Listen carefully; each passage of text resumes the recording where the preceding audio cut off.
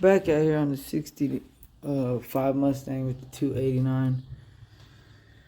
And if you look off in there, right back here, we're replacing the fuel pump. Now, pretty much all I did, so I didn't have to remove a whole bunch of stuff.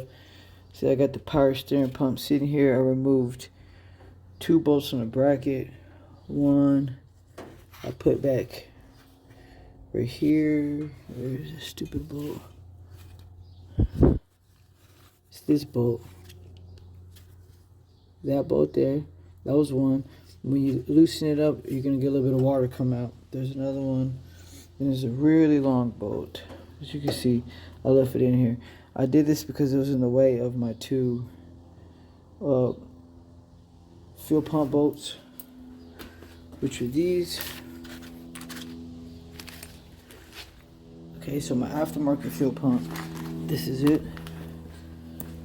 It's a lot larger than the one that was previously in there. This is the previous, this is the aftermarket, but all that matters is this gooseneck looking thing. That's what's gonna go in there. Okay, those are the same size, so this will fit in there as it should.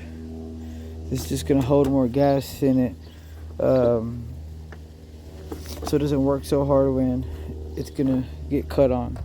So we're gonna go ahead and install that now. Alright, she's on.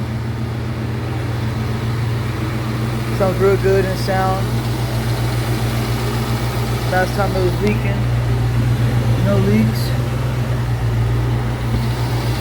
So there you go.